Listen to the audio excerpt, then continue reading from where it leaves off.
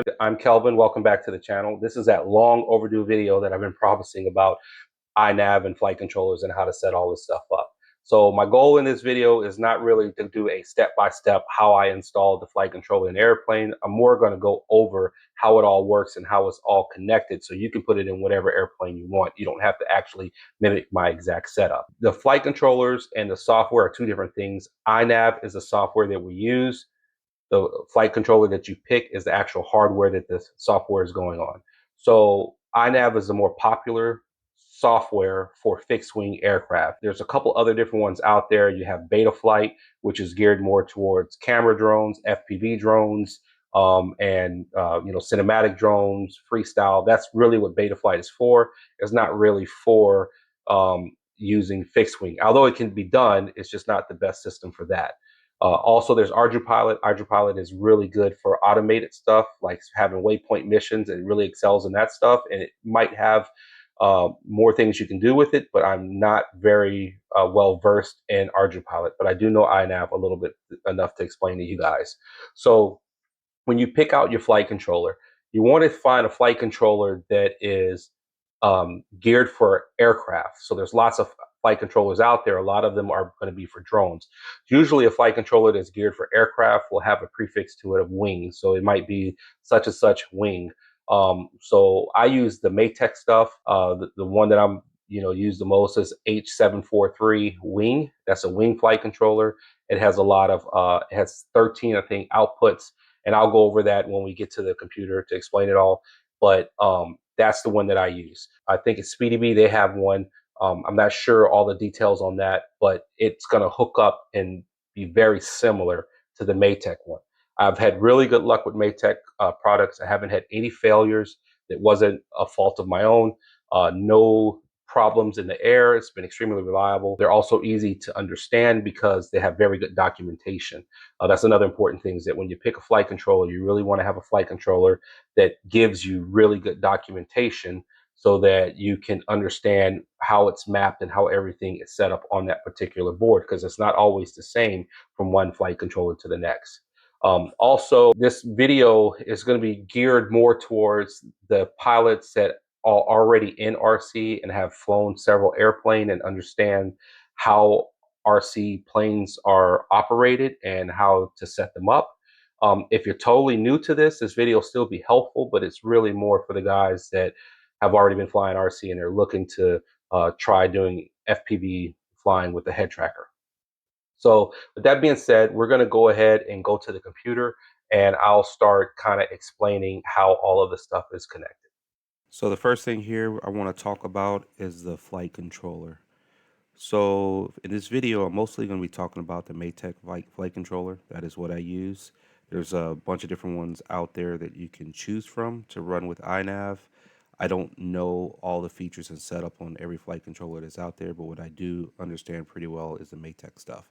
So if you guys have that, that would make this much easier for you if you're using Maytech. If you're not, the concept will still apply to whatever flight controller you're using. You just need to make sure that whatever flight controller you pick, you have good documentation and information on it. That is one of the reasons why I like Maytech.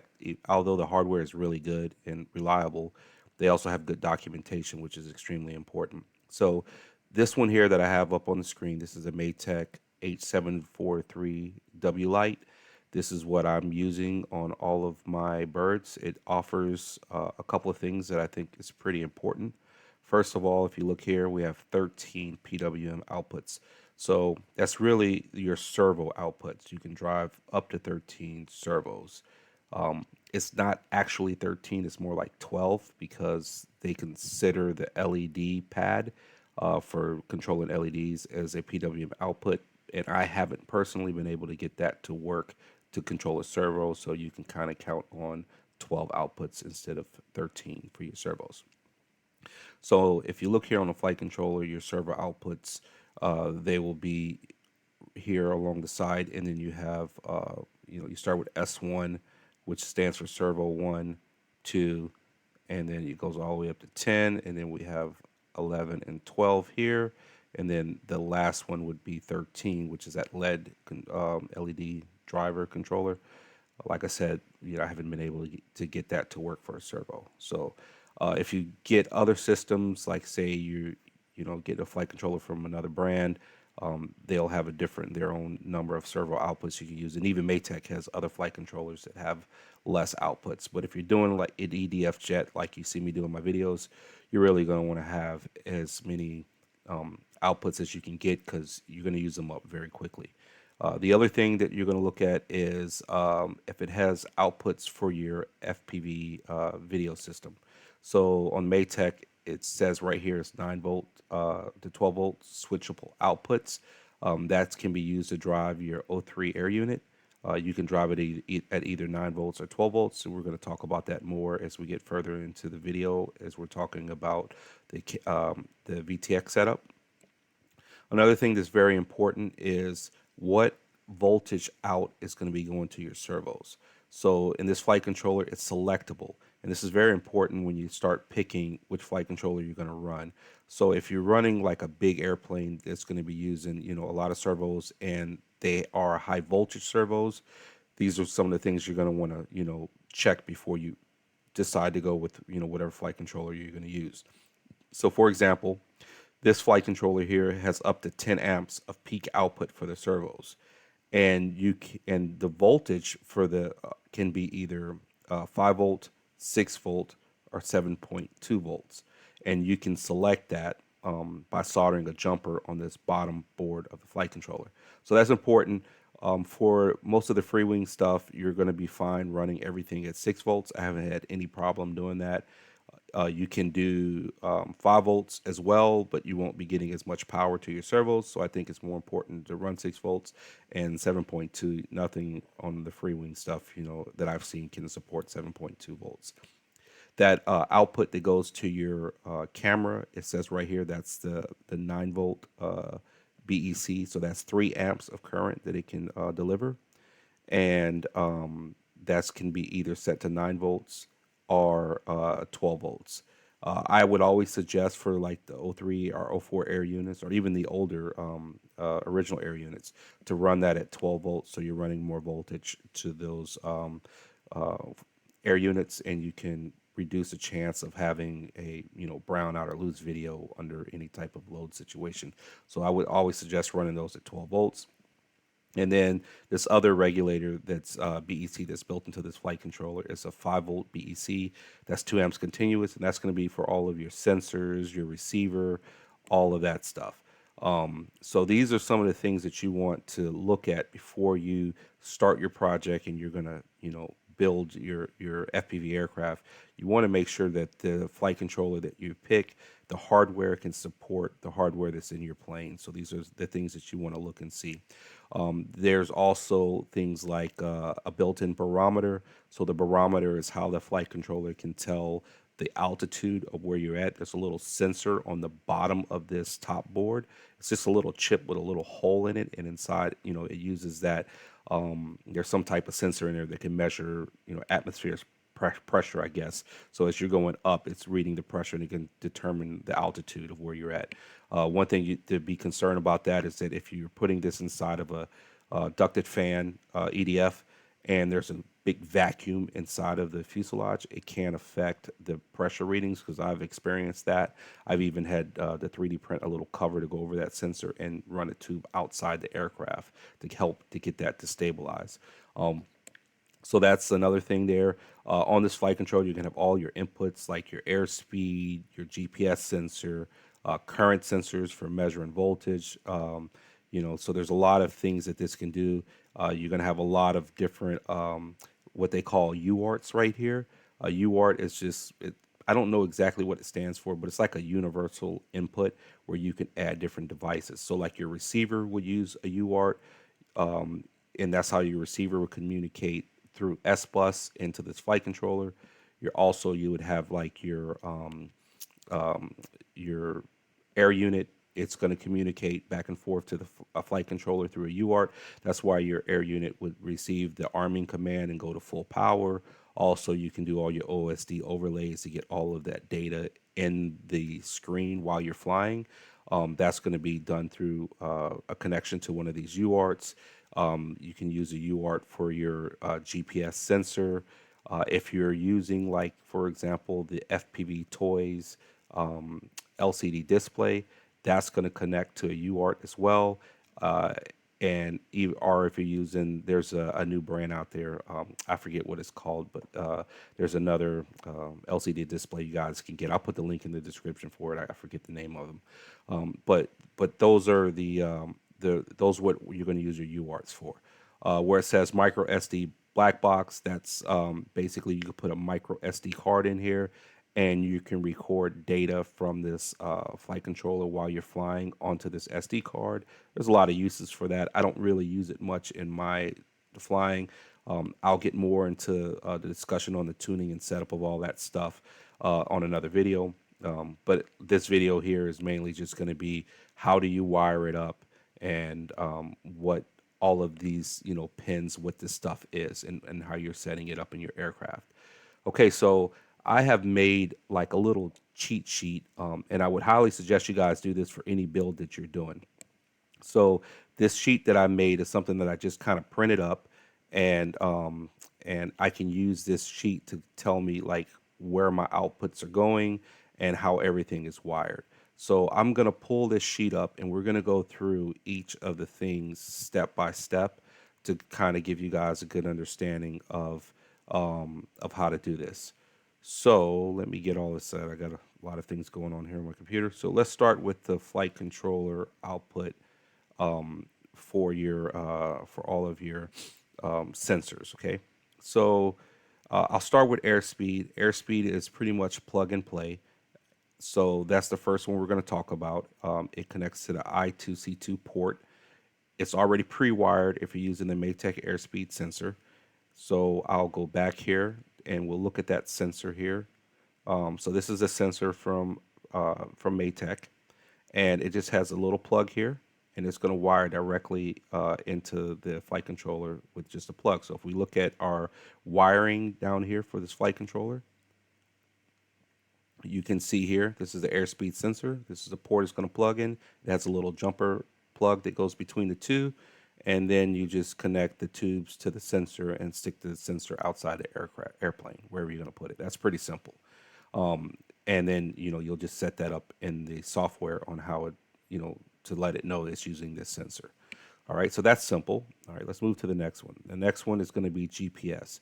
So the GPS sensor has some sensors only have 4 wires where it's 5-volt ground, TX, RX, and you won't have the DA or the CL. But if you're using the Maytech, you're going to have all of these wires to connect. That's pretty simple. You'll have a plug that plugs into the GPS sensor, and then you would cut the other end off the plug and solder it onto the flight controller. When it says here you have 5 volts, that's the 5 volts is the power that's going to drive the GPS sensor. You're going to have your ground, and then your TX, RX, DA, and CL are your communication leads, right? So your TX is going to go to the flight controller RX, and on my setup, I'm using TX2, and then your RX on your GPS is going to go to the flight controller TX, and then your TX on the GPS is going to go to the flight controller RX. So we can look at that here in the wiring diagram. So if you look at this is your Maytech GPS sensor. It tells you right here, CL1. So your CL goes to CL1, your DA goes to DA1, but your TX goes to RX, which we're using UART2, so it's going to be RX2. And then your RX is going to go to your TX, which is your UART TX2. So on your connections, you would look right up here. You have your DA1, CL1, TX going to RX, and then we have RX going to TX, and then your 5-volt, and then your ground. So once you wire that up, it'll be just like this airspeed sensor. You're just going to set it up in the software to let it know which GPS sensor it's using, but that's your wiring is as simple as that. And then you would want to place this somewhere in the airplane with this ceramic part facing upwards towards the sky. So let's move on to the next one. So now let's talk about the air units. So the air unit is basically four wires, and we're assuming that we're not using the DJI controller. We're just using the air unit and then your own regular, RC controller. So on the air unit, you'll have your 9-volt pad, your ground, TX, and then RX. So I didn't pull this up yet. So let me go and show you guys a pinout for the we'll do O3 air unit. So I'm gonna just type in O3 air unit pinout, and we can see this right here. So if you look here on this O3 air unit pinout, red is the power wire going into the air unit. Black is going to be ground. And on the air unit, it can take up to 6S, right? But we're going to just be running it using the regulated output on the flight controller. Black goes to ground, and then you have your UART right here, which it says here is UART RX connects to the flight controller TX. And then the same thing here with your gray UART TX is going to connect to the flight controller RX, right? So let's look back at the flight controller and we can see how that's going to connect. So this is a DJI OG air unit. And you can see here we got ground, 9 volts for your power. And then we have our RX output going to the TX on the flight controller. And then our TX output or TX wire going to the RX um, going to the RX 8, going to RX 8, right? So this yellow wire here that's on that lead, that's for the DJI RC controller link, the S bus. You're not going to use that because you're using your own RC controller, so you can just depin this yellow wire. And there's another, I think it's brown wire right here. That's a ground that you can use in some situations for the S bus out. You're going to depin that. So you really would only be on your air units. You're really only going to use the red, black, white, and the gray. The other two wires, you can just depin them. And that's going to be for your OG air unit, your O3 air unit, and or your Vista or your O4 air unit. It's all going to work the same thing. Just verify that the wires and the pins are in the correct position. Just don't go off colors. Always look at your pins and make sure everything's in the right position. Okay, so let's go back to the chart and we'll talk about the next thing. So the next thing, there's one more thing I want to add before I move on that. To get the 9-volt output, right? I mean the 12-volt output. So right now, if you connect this and you don't do anything, you're going to get 9 volts to that air unit. If you want to get the 12-volt output, you have to go here and solder this jumper, this 12-volt jumper right here. So you're going to just take a little bit of solder, you're going to bridge that across. And this is the bottom board on that flight controller. So you would unscrew the 4 screws, pull it apart, and then you would solder this jumper right here. And that would give you 12 volts going out to your air units. All right, so back to the chart or to the cheat sheet. Next thing we're going to talk about is our Hall effect current sensor. So I run the Hall effect current sensors. You guys don't have to use this, but I use this as a peace of mind knowing that I'm not drawing any current through the flight controller. So let me explain what's going on here. So on this flight controller, you'll have, this is how your power goes into the flight controller. So say this is your lead that's going to your battery, right? You would, so the way Maytech would have you do it is they would have you cut your lead from your ESC and connect it here to the flight controller. Your power from your battery would goes to your 12 volts positive right here, and then your ground would be over here. And then the other side of that was going to your ESC, you would connect to one of the ESC pads. And this little part here is a shunt, which is what it's going to use to measure the current draw and that's being drawn through the wire. That means that if you have a EDF jet from Freewing that's pulling 150 amp ESC, you could be pulling 150 amps through this little shunt. Now, it does say that here in the specs that it's rated for, I think it's Let me find that real quick. Specs. I believe that it's PDB. It says it's rated for 90 amps continuous 220 peak.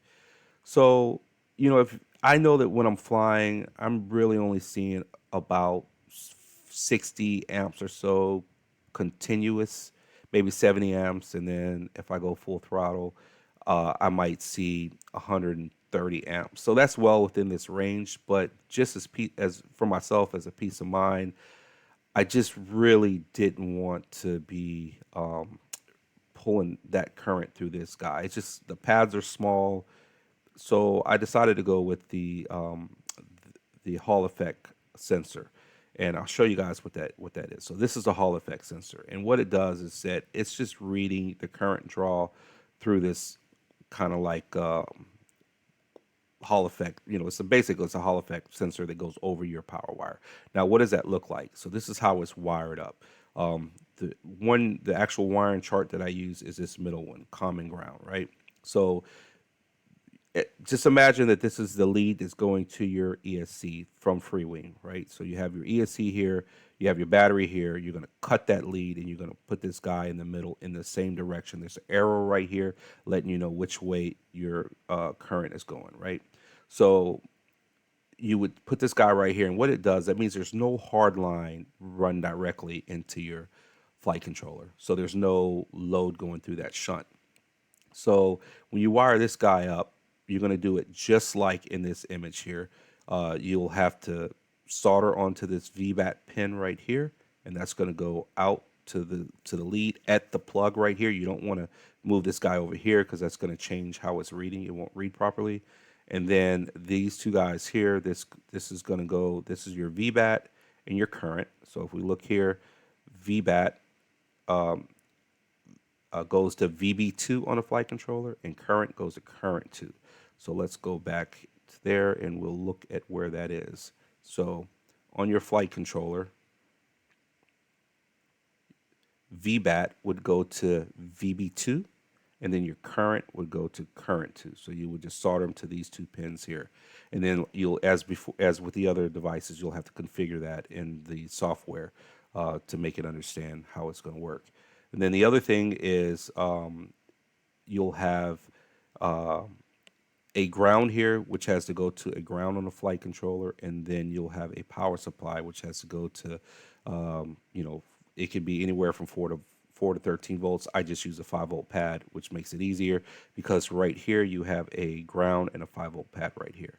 So ground, 5-volt, VB2, and current 2. That's all going to go to your current sensor. So that's how the sensor is going to be wired up, as we said, exactly like in this image. But you do have to get power to your flight controller. So how do I get power to the flight controller? Well, what I do basically is I tap in to the wire lead here and then the ground right here. So it'll be after the sensor, so that any power that's being pulled from your servos, from all of your sensors, everything is being measured because it's after the current sensor. So you'll just splice into here, splice into there, and you'll just Y off of these two wires, and you'll run the power straight here into the battery input on your flight controller, and then your ground right here. And that's going to drive all of your servos, all of your sensors. It's going to take the 26 6S, or 25 volts 6S power into these, and it's going to regulate it all down with these internal regulators, and it's going to send it where it needs to go to all of your servos. So that's how you're going to do your Hall effect current sensor. So let's go back to the chart. There's one more thing. I'm going to skip the receiver. I'm going to come right back to that, and we're going to go to that fan unit for your air unit, right? So if you have a fan, so if you're going to do like I do and run that fan inside of the cockpit and have your air unit, I'm sorry, not the fan, the air unit inside of the cockpit, where you don't have any airflow going over it because you're trying to keep the canopy and keep it looking scale, you're going to need the fan to be keeping the air unit cool, right? So to power that fan, you're going to need a 12-volt step-down regulator. So let me see if I can pull up a 12-volt step-down regulator. I didn't have that ready. Let me see. Okay, so you're going to be using a Okay, so you're going to use a regulator like this guy here.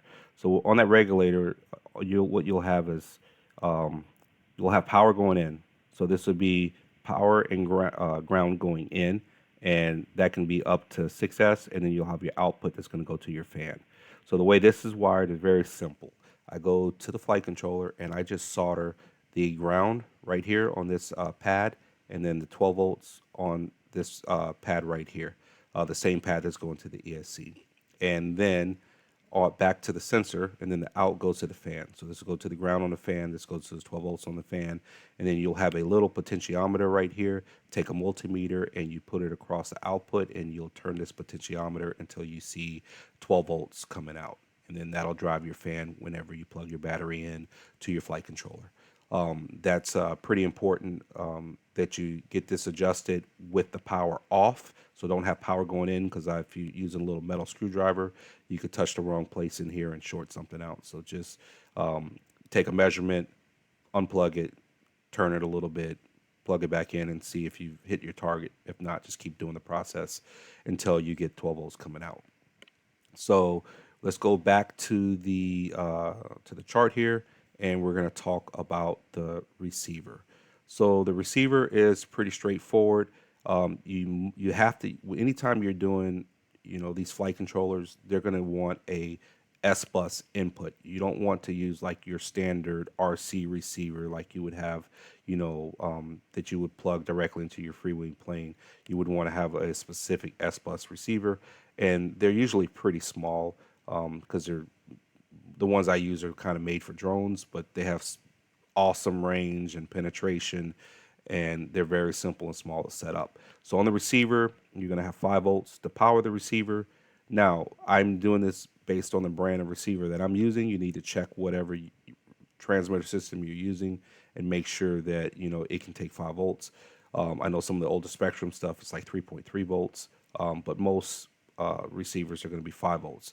You're going to have ground, RX6, and then you'll have TX6, and that's according to the chart here from Maytech.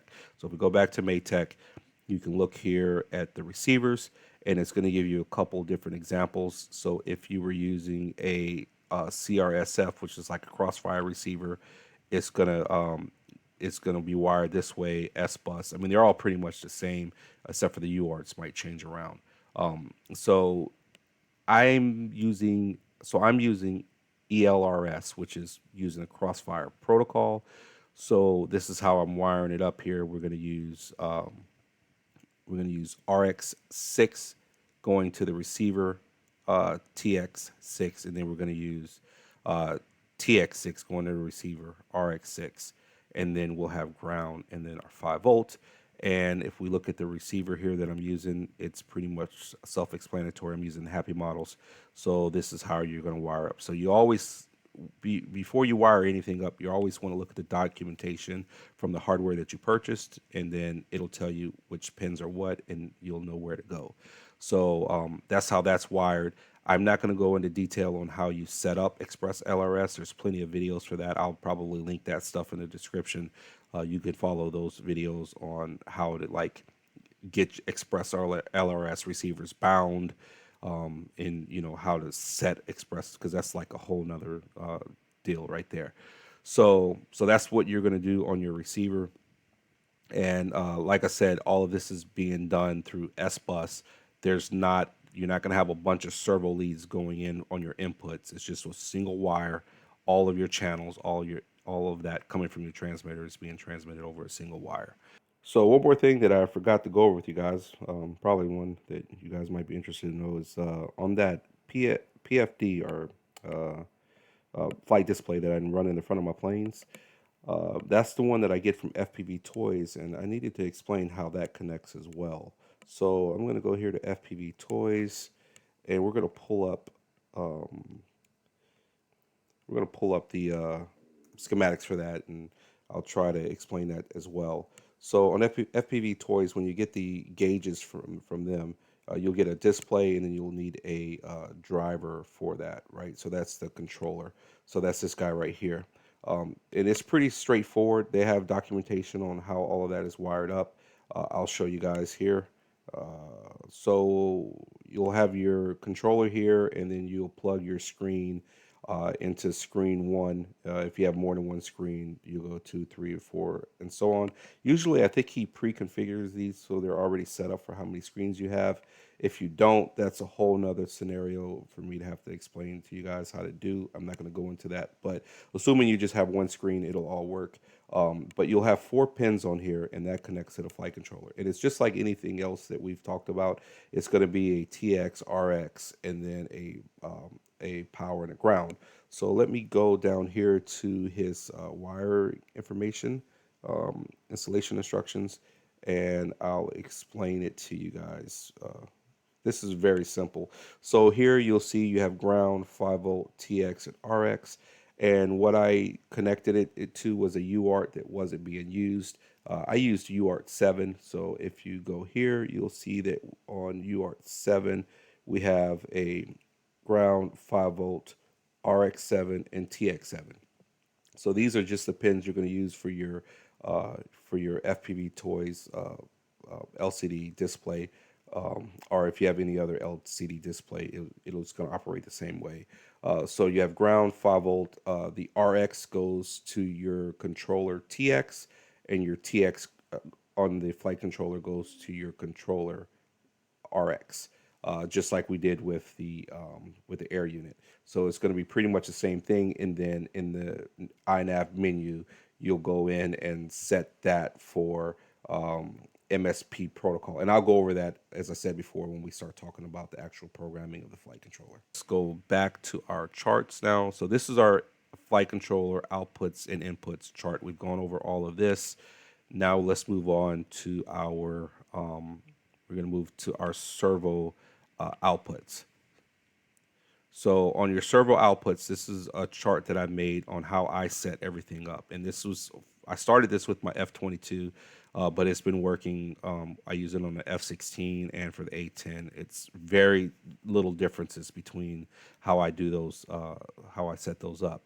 So I want to tell you guys about the blue box, because you might hear me say, you're gonna do this to the blue box or whatever. And the blue box is basically just the multi-function box from Freewing. So I'll show you a picture. So most of your Freewing models are going to have this multifunction box. And what this box has is all of the way this box works is like you have your receiver, like a typical RC receiver, and you would just plug a bunch of leads into your receiver, and then this would output those leads to the servos, doing some mixing or some Y cabling, whatever, our landing gear or sequencing. It does all of that. So what I do is I still use this blue box because it can eliminate me having to use so many channels in doing the mixing and sequencing through the flight controller. So by using this blue box, I can, for example, my rudder, right? So if you have a rudder on your jet, you will have your nose gear and your rudder all on the same input channel, but the output would go to the rudder servo, and then the other output would go to your steering servo, but it only has a single input channel. So I will just take the input to this multifunction box, the rudder input, and run it to the flight controller and leave the outputs as they were. Same thing with flaps. I don't need to control each individual flap, so I can eliminate having to use so many channels. I'll do the same thing with the flaps and your landing gear. You can keep all your landing gear stuff plugged in exactly the way it was. I just use a single wire on the input side of this blue box and run it to the gear output from the flight controller. So that makes it real simple. Now, you'll hear me say that I split the ailerons. So these plugs right here, they usually, on most Freewing models, they're going to go out to the wings. You'll have to find which one of these pins is the signal pin for the ailerons or the elevator, and you'll have to remove that pin and run that to the signal on the flight controller. You can leave the power and ground, all that the same. It's still going to be getting power from the input leads that you have plugged into the flight controller.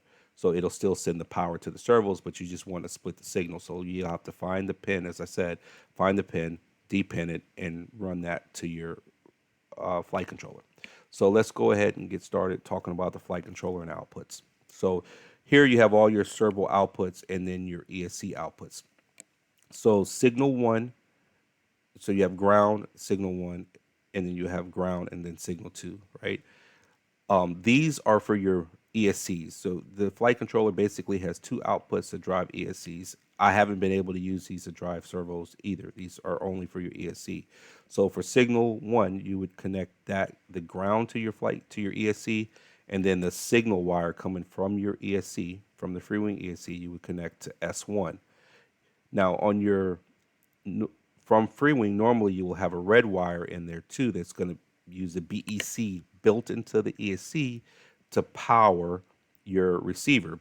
But you don't need to do that because you already have power coming out of the flight controller to drive all of your servos. You're using the BEC built in here. So you need to depin that. So you do not connect that red wire from the ESC to the flight controller. All you need is the ground and the signal so the flight controller can tell the ESC how fast to spin the motor.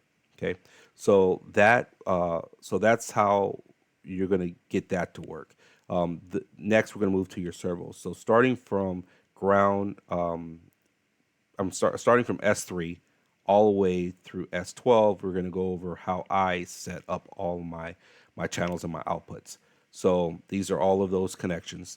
And when you put your pins on the flight controller, just a quick note: when you solder your pins on, you're going to disconnect the board from the flight controller, stick your pins in here. I usually put like a servo lead or something in here to get all the pins to line up straight. And then I turn the flight controller upside and I just wick the solder on the back side. Make sure you get in the right place because I made the mistake of putting it on backwards and I just ruined the flight controller. So just make sure you check everything and you have your pins on the top side of the flight controller, not the bottom, because that was a mistake I made. So basically, that's how we're gonna start talking about how we do all of the pins, and you will use your middle pin, your VX, because that's going to be the voltage coming out to drive the servos. When you select your voltage, this is the area here where you pick what voltage you want your servos to run at. If you solder the 6 volt jumpers here, you'll be running 6 volts. If you solder the 7.2 volts jumpers, you'll be running 7.2 volts. If you don't solder anything and you leave it as it comes, you'll be running 5 volts. So with FreeWing, you would want to solder these two jumpers here so you can get 6 volts out to your servos. So according to my chart here, this is how I set everything up. I do it systematically, and I kind of do this on every plane. So I start with my left aileron servo. I'll run that to S3. My right aileron servo, I'll run it to S4. Then I split my elevator servo, so I'll run my left elevator servo to S5, my right elevator servo to S6. So this allows me to use a flaperon mix if I decide to. I can use a tail elevators or whatever you want to call it, elevators, whatever. I can use that type of mix if I want. I've done that in the F-16, and all that mix is done in the INAV software. And then S7, I run to the rudder. And as it says here, I connect the rudder input on the FreeWing Blue Box to S7. So I'm leaving the rudder side of the Blue Box, I'm leaving it alone. All I'm doing is just using that lead as it normally comes and plugging it directly into the flight controller. On all of these, I have to disconnect the actual servo lead from the Blue Box and run it straight to the flight controller. So that's how I do on things I need to control the servos individually. So then on flaps, I basically connect the flap input from the Blue Box directly into the flap output on the flight controller. The landing gear is the same on S9. The reverse thrust. So if you have a reverse thrust on your ESC, you're just going to run that ESC reverse thrust lead to S10, which is really only going to be a ground and signal. There's not going to be any power on that one, the same way it was with the ESC signal wire for the throttle. And then for your gimbal, I plug my pan servo into S11 and the tilt servo into S12, and that's coming from the BAG gimbal. So now that's how all of the servos are connected here, and this uses up all the output channels that I have. So if I needed, if I was running like a separate rudder and separate servos for the rudder, like one servo for the rudder, and then trying to put the nose wheel on a different port, I would be out of output. So this is why I like to use the Blue Box to help, not have to run so many channels to the flight controller because it's very limited. So as I go back here, I think we've covered most of all of the wiring and how everything is set up on the flight controller. This is will get you guys wired up if you're doing like a basic setup like I'm doing. As far as going into programming everything, I'm going to save that for another video because that's going to be a significant amount of time to explain that.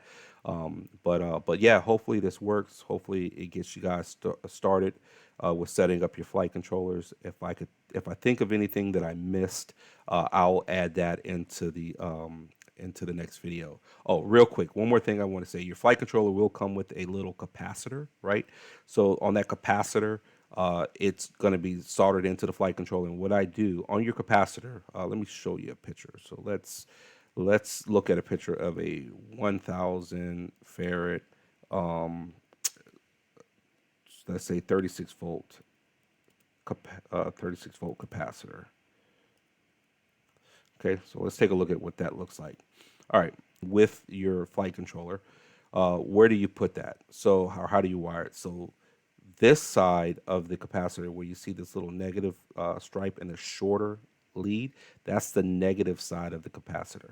The longer lead one, and there's not going to be anything labeled on it. It's going to be your positive side of the capacitor. Don't get that backwards because if you plug it in, it will explode. So the like I said, the side of the capacitor that had these little negative dashes, and the short lead that goes to the ground, and then the long one goes to your 12 volts. And where do I put that on the flight controller? Well, you could put that anywhere along this battery lead system. And where I normally mount it is I just take the ground of the capacitor and mount it like right here. And then I'll just use the same ESC pad right here for the positive side of the capacitor. Um, this pin here and this pin, or this pad here and this pad here, are basically the same pad just going through this shunt. So there's not going to be any voltage loss or very little voltage loss or anything in between these two. And I just put my capacitor right there. And all that's going to do is help to keep the voltage stable on the ESC during operation. You don't want, it helps to eliminate any voltage spikes. It will help a little bit when you plug your um, battery in, not a lot, but it helps a little bit to avoid that spark. But yeah, that's where you're going to put your capacitor. Well, guys, I hope this helped. And oh, one more thing.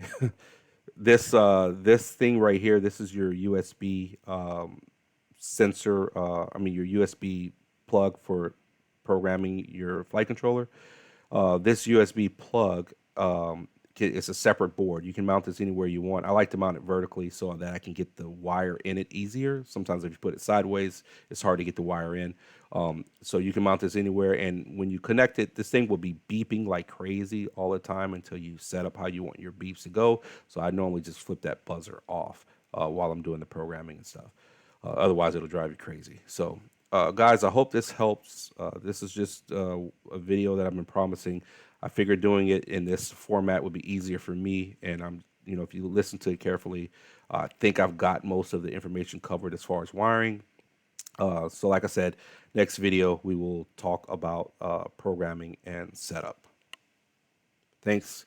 Y'all have a great day.